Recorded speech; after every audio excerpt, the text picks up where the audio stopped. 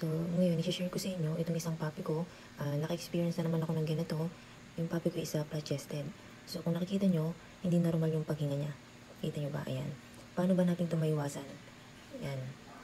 At ano ba ang pwede nating solusyon kapag meron tayong na-encounter na isa sa mga alaga natin is flat-chested? Which is, delikado po ito. Pwedeng nakamatay sa puppy dahil nahihirapan siyang huminga.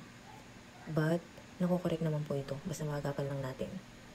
So, ngayon, kung nakikita po ninyo, meron akong ginawang, may tape ako nilagay, tapos papel, nag-roll lang ako ng papel, tapos tinape ko sa katawan niya para lagi siyang magsaside ng kanyang pagiga. So, 2 days ko na siyang binabantayan para lang may correct yung dibdib niya, yung chest niya.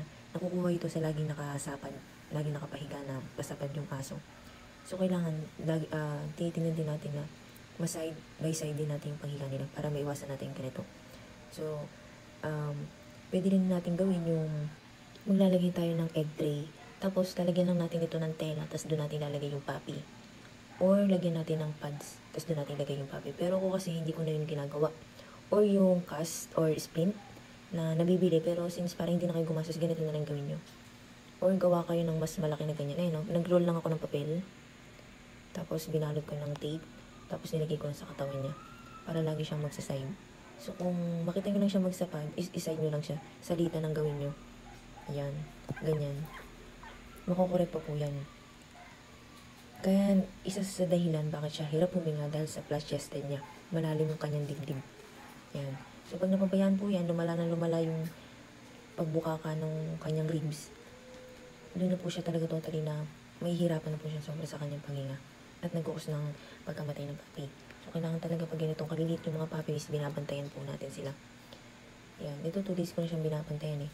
So, ayan, so binaliktad ko na siya. Kailangan ganito yung gawin, ayan. Hanggang sa makorek yung dibdib niya. Ayan, no? Hirap siyang huminga. Pero ito, since naagapan ko agad, hindi pa naman po ito malala. Kasi kung malala na to, talagang maghirap na siyang huminga, iiyak to ng iiyak. So, yung sa akin, hindi pa naman. So, mga nakatatlong experience na ako ng ganito. Since nag-breed talaga ako, yan, pangatlong experience ko na sa puppy. So, alam ko na yung gagawin ko, paano siya makorek.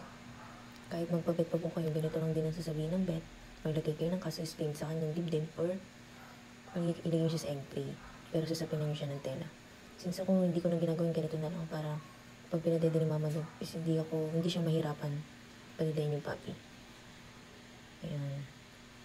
So, makukorek naman po ito. Ganito naman po yung itsura ng normal. Sa mga Shih Tzu, yung paghinga po nila, ganyan yung normal.